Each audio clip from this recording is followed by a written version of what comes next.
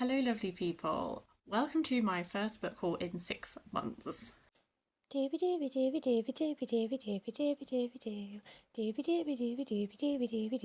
Sophie Vlogs. So I made a video towards the end of last year, start of this year, can't quite remember which one, where I said I was going on a book buying ban because my TBR trolley was getting unruly. I have been concentrating on reading down the trolley as much as possible, also reading the books that people have been lending me. And at the time I'm recording this, I think I've read about 80 books this year, so I've been making very good headway. But some books have entered my life through not me buying, but kind people gifting. And then towards this end of the 6 month period, I have allowed myself to pick up some books because I feel like my point with my book buying ban was not that I will never buy a book again. It was that I will be more mindful about the books that I buy, and I won't let them build up so much to the point where I have books that have been there for a really long time. So I've made quite purposeful purchasing decisions, largely, to be honest with you, to plug the gaps of things that I've nearly completely read down. There's going to be a lot of non-fiction in this because as I currently record this, I think I have 5 physical non-fiction books unread that are mine, that are in my pile. All of the other ones have been read. So because I have really upped my non-fiction reading this year. So this is a very waffly introduction. I'm going to stop waffling and justifying, and I'm just going to talk you through books that have come into my life. The first 3 I'm going to start with were actually Christmas presents that hadn't been gifted at the time that I did my final book haul in a while video. So these 3 are all non-fiction history books that kindly given to me by my brother. We both are really interested in history, but I think that we tend to favour different authors, so I always find it very interesting what he chooses to give me. So the first book from him is Rival Queens, The Betrayal of Mary, Queen of Scots by Kate Williams. I have been seeing this book everywhere, so I was extremely excited to open this one. Mary, Queen of Scots and Elizabeth I, like this relationship that they have, like there's a reason people write about it a lot. It was super duper interesting. I have read quite a lot that is focused on them from like a historical fiction perspective, particularly when I was like a child. What intrigues me about this is that there's a little bit in the blurb that says how Mary is often seen as a defeated or tragic sovereign, but Rival Queens reveals instead how she attempted to reinvent queenship and the monarchy. And that sounds intriguing, so I'm very interested to see what Kate Williams' sort of like angle is on this. The second history book he got me was Lady Sapiens, Breaking Stereotypes About Prehistoric Women by Thomas Cirotteau, Jennifer Kerner and Eric Pincas. This seems to be doing quite a lot of like debunking our ideas of what like Ice Age women were like. I do find prehistory interesting. I think I probably haven't read that much that is focusing on the sort of the time period that this is going to be focusing on. So I'm really intrigued to have maybe some of my preconceptions challenged. And then the third book he got me was The Rise of Suleyman the Magnificent by Christopher de Bellaigue, which is obviously all about Suleyman the Magnificent. But again, another bit on the blurb that is really intriguing me about this one is it says that this is telling the true story of 2 civilizations in an existential duel and the rise of the most feared man of the 16th century. So this is another historical figure that I don't really know that much about. So again, I feel like he's done a really interesting little selection there, and I'm really intrigued to sort of dive into them. I have really read down my non-fiction history section, so it's really exciting to have some stuff to go back into there. My partner got me for St Dwynwen's Day. St Dwynwen's Day is sort of like, for a shorthand, like Welsh Valentine's Day. So my partner got me this little book, which is Stori, Cymru, Iaith a Gwaith by Myrddin ap Dafydd, which is illustrated by Dory Spikes. This is a children's book. I have been on and off trying to learn Welsh for a really long time. I've really fallen off of it. I would say that I wouldn't actually consider myself as actively trying to learn Welsh for the last few years because I used to have a really good routine and I've utterly lost it. COVID really threw me. But I do one day really want to be able to at least hold a conversation with some confidence and to have like a real basic reading level. So I really love that I've got this little children's book that I can, like, as I proper get back onto it and focus it, I can try and be able to read it myself. My mum has given me a book that is Jewels, A Secret History by Victoria Finlay. You might remember that I read Fabric by Victoria Finlay, I think maybe in February, and I absolutely loved it. It was a 5-star read. It was both fabric history but also like quite a grief memoir and all that kind of thing, and I just thought it was brilliant. And I raved about it to my mum, and then she realised that she already owned some Victoria Finlays, one of which she has lent me, which will probably appear in a wrap-up at some point this year. But this one is the same book as another one that has a different name. They're just, for some reason, maybe slightly different versions, or maybe one is the American name and one is the British name. I'm not entirely sure, but suffice to say that it turns out that they are actually the same book. So this one she has kindly gifted to be my copy. A Secret History of Jewels. The other one I have from her is Colour, which is all about the history behind like the pigments and stuff that we have of different colours. This one chapter is sort of like a different like emerald jet, that kind of thing, and then I think it's just going to be like noodling around. It kind of sounds a bit like it's going to be like Lapidarium by Hetty Judah, but written by Victoria Finlay, whose track record with me so far is a solid one book that was 5 stars. So I'm hoping this will be a second book that is 5 stars. And then the final books that are gifted to me that I didn't actually buy is I have these 2 books. I work in a publishing company, so I work with a lot of graphic designers, and one of my co-workers was just doing a bit of a house clear out and brought in a bunch of stuff, and if you were interested you can take them. So I took 2 graphic design books because I thought they seemed really cool. This is A Smile in the Mind, which is forward by Edward de Bono, designed by The Partners, which sounds very ominous. But it's all about graphic design and like translating, like this whole section is about translating wit. So like, how do you utilize graphic design to get across humor and wittiness and all that kind of thing? And I just think that sounds really intriguing. Also, it's a Faden book, and I'm always really intrigued. That's just a publisher that publishes such interesting stuff, aren't they? So that one, I'm looking forward to sort of dipping my toe into a world of graphic design. This one is Typography Workbook by Timothy Samara. So this is actually a bit more of a practical thing, but it's all about utilizing typography in different ways, like color and space and manuscript script and everything. I have learned a lot about the design process and communicating design feedback and that kind of stuff in my job, but I thought that this would be kind of fun to sort of challenge myself and like learn a bit about like actual typography, so then maybe I can apply that a bit better into my job and, you know, give feedback on that sort of side of things. Everything else I'm going to go through is stuff that I have spent my own money on, but I don't feel guilty. I feel great about it. The first one, that is the first book that I officially did break my book buying ban on, is The Great Tapestry of Scotland by Alistair Moffat. I saw this tapestry, it was when I was in Edinburgh. I cannot remember if it was in the National Museum or if it was when I went to visit Parliament there. Cannot remember, but they had the tapestry and it was really interesting.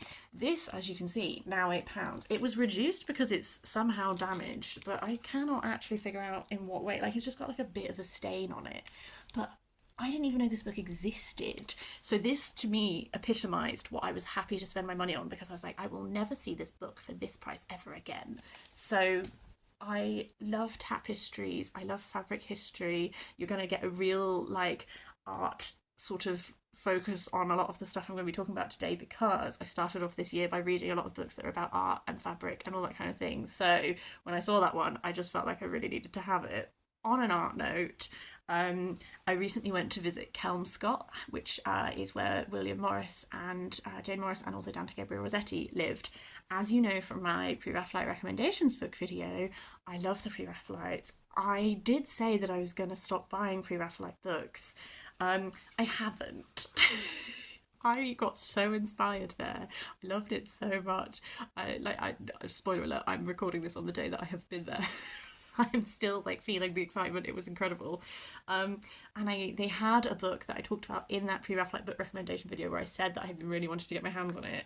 They had May Morris, Arts and Crafts Designer, which is by, who is this by? V&A, William Morris Gallery. Who actually wrote to you?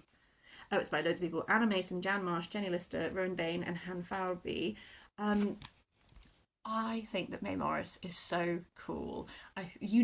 She is the reason we have so much of Morris's work. She's the reason that Kelmscott Manor is as preserved as it did, because she kept most of the house preserved, how they had lived in it.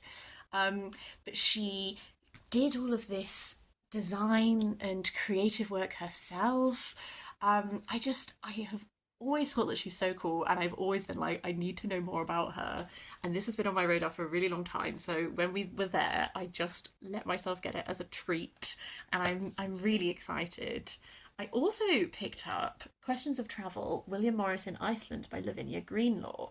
I have, as I said, read a bunch of William Morris's stuff before. I have not actually read his diaries of going to Iceland. I have read excerpts of them in stuff like William Morris and Life in Our Time by Fiona McCarthy, that kind of thing, but I've not read the whole thing. This is not just his diary of that. It is also, Lavinia Greenlaw is a poet, and she sort of is giving you some of his diary, but also she's drawing out aspects of his work, and she sort of, it seems like, doing these poems like alongside. I have read two Lavinia Greenlaws, one of which was the Something Monument, which was poems, and I thought they were fine, but it didn't really. They were very sad because they were about losing her father and his dementia, but I didn't really emotionally connect to them that strongly. And then the other one is A Double Sorrow, which was a poetic retelling of Troilus and Crusade, and she kind of condensed each section of that into like very short poems, and I gave that 5 stars. I found it really affecting. I thought it was really good. So I kind of thought that I seem to like her when she's drawing on someone else's work and then positioning it in new ways and viewing it in new ways. So I think that I'm going to find this really interesting. I'm hoping that this will be like this way of like unlocking even more out of reading his Icelandic travel journey. So I'm intrigued. The next book I bought, because at the time of recording, I haven't actually done this yet, but by the time this goes up, I will have gone to a talk by my deeply beloved Bettany Hughes. You can see her book in the background here on my special shelf. I love her so much. She's one of my historical faves. She's up there with, for me, Natalie Haynes and Yanina Ramirez. And in the last 2 months, I would have seen all 3 of them give a talk, and I am so thrilled about it. So she is doing a talk for Bath Festival, which is partly to do with this new book that she's done, The 7 Wonders of the Ancient World, and it is talking about like wonder and our sense of wonder about the past and all that kind of thing. I can't tell you any more about it because it hasn't actually happened for me yet, but I just know that I'm going to want to get a book signed, and I don't want to have to like queue to buy the book and then queue to get the book signed, so I'm going to come with my own copy, and I'd want to read this anyway. So I did treat myself to this Bettany book. She's just one of my favourite historians. I just think she's brilliant. But what I also am really excited about with this book is not just talking about the 7 Wonders of the Ancient World, but there's this little bit in the blurb where it says that this is a journey whose purpose is to ask why we wonder, why we create, why we choose to remember the wonder of others. And that is also what she's going to be talking about at this talk that I'm going to. But I am fascinated by the sense of wonder that we have with the past, but also that we can see in people in the past when they look at the past. And I just think that just like absolutely blows my mind. Editing Sophie hopping in to say that not only was meeting Bettany wonderful, here's a picture of me on I don't remember which side it's on, but showing how thrilled I was to meet her. The talk was also with another historian, Lloyd Llewellyn-Jones, who specialises in Persian history and was promoting his new book, which I also bought and got signed. This is the Cleopatras, the Forgotten Queens of Egypt, which is about the 7 Cleopatras. Obviously, we all tend to remember the 7th, but we don't really pay that much attention to the other 6. And also our ideas of this Cleopatra the 7th are also very set, and this is really looking at these queens and what we know from all of the different evidence that we have, and painting a glimpse of these women that are often forgotten from history. So I did also get this at the talk and got it signed because he was really, really interesting. The whole talk was really interesting, this looking at just changing our understanding of the perspectives that we view history through and all of that kind of thing. It was really, really great. So I'm really looking forward to giving this a read soon. Bouncing off of that, I have also got a mini section of this video, which is books that are to do with the classical world. Because, as I said, I ended last year and began this year by listening to a lot of Natalie Haynes's podcast. I got very, very excited about my classical studies enthusiasms again. So all 5 of these are secondhand that I stumbled upon and felt like it was worth breaking the book buying ban to buy. I'm not going to justify it anymore, I don't care. My link is, oh look, it's Bettany Hughes. The Hemlock Cup is about Socrates, Athens, and the search for the good life. I didn't really do that much philosophy when I did classical studies. I did a lot of epic plays, poems, like the literature sort of side of it. I didn't really dabble in philosophy that much. So I don't really actually have that much Socrates thoughts or feelings, really. And so I'm kind of hoping that I'm going to read this and develop that a bit more, and then perhaps go and read some of his actual stuff and become a knowledgeable and philosophical human being. Sort of bouncing off of that philosophy urge, I also got Aristotle's Way by Edith Hall. I need you to know that Edith Hall is in pretty much every other episode of Natalie Haynes's podcast. And at the time I was listening to that, I stumbled upon this book, and it was only about £1. So it felt like a divine sign or something that I needed to get it, because I have read some Aristotle, actually, but again, I don't feel like I have that much Aristotle knowledge. And in this, she's really breaking it down. Like, every chapter is like potential, decisions, intentions. Like, I think it's really breaking down an understanding of what Aristotle is on about. And I'm always willing to just treat myself like a baby who knows nothing, and to just be like, okay, let's get a real breakdown of this topic. And then these 3 are all Mary Renaults. I love Mary Renault. The Charioteer, I have a standalone review of on this channel, which captured like how taken I was by it at the time. I've read a couple of hers, but not actually as much of her as I would like to. And these were all in the same place, and I couldn't walk away.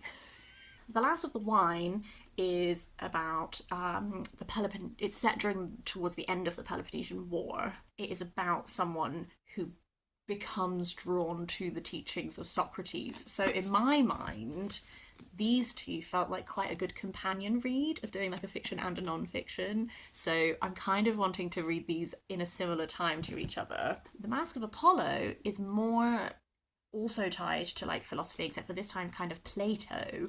We are following someone who is a celebrated tragic actor and a devotee of Plato, but it is also about Syracuse, the young tyrant, Dionysius the Younger, and bringing democracy to it and all that kind of thing. So that is also very exciting. And then the final Mary Renault is Fire from Heaven, which is the first of her Alexander the Great books. I own the 3rd of her Alexander the Great books, and I've been waiting to read it until I could get the other 2. So I cannot read that book until I have actually bought the other 2. So this just seemed like a good idea. That is the end of the like classical sort of inspiration moment, and everything else is non-fiction, because I have nearly completely read all of the non-fiction that I physically own. I have allowed myself to top it up a smidge. So just to briefly run through them, and then I will be done. Next up is The Book of Difficult Fruit by Kate Levo. As you know, I did my first ever Foodie February readathon hosting this year, and it was wonderful, and I read every single food book that I own. I do not have any left now, so Waterstones had like a clearance sale on, so I picked up all of these in that, and I decided to go for this because when February comes around again, I am going to want to host that again, and I will need some food books. So this sounds very intriguing because it is inspired by 26 fruits. It has these really vibrant end papers. it is an A to Z of difficult fruit, from the invasive to the poisonous and explosive, and they're like lyrical essays and recipes. Reading Small Fires by Rebecca Johnson really made me think differently about food writing, or rather, like, she wrote it in such an unconventional way, and I really, really enjoyed it. And I've kind of been looking for something else. That's there, by the way, Small Fires. I've been looking for something else that is sort of doing food writing, but in like a lyrical, sort of exploratory kind of way. So I'm very intrigued by that one. I got 2 books by Travis Alamanza.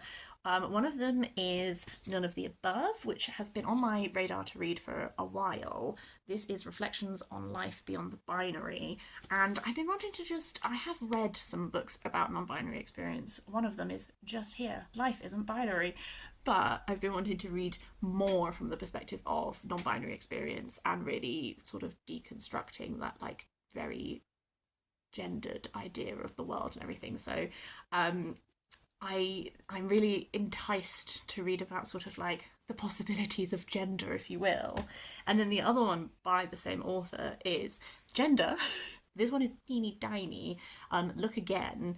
And it was when they were redoing like the Tate collection or something. They did a number of these like small series of books, and this is just taking really like pieces from the collection and then doing like very, very small little essays about how they tie into gender and that kind of thing. I just thought it sounded really cool, and I'm in a very arty book ready mode this year, so it seemed like I needed to know. The final book from the Waterstones clearance sale was Shalimar, A Story of Place and Migration by Davina Quinlivan, which I have also been on my radar for ages and I really wanted to read. This is a memoir, but again, like, just listen to this. Like, how do the ghosts and myths of our family's past travel into the present? How do these fragments take root, shaping who we are and how we navigate in the world? The author's family history, like, she grew up in West London, but she's sort of going into the it says here, technicolor memories of her family's migration story. So it begins in colonial India and Burma, because her family descends from the indigenous tribes and diaspora of Portuguese Kerala and the Shan Hills of Myanmar. And then it goes through like sort of like family history and place history and all that kind of thing. I just thought it sounded really intriguing. My final 2 books are 2 big art books that frankly are a little bit more like picture books and don't actually have that much text in, but I wanted them anyway.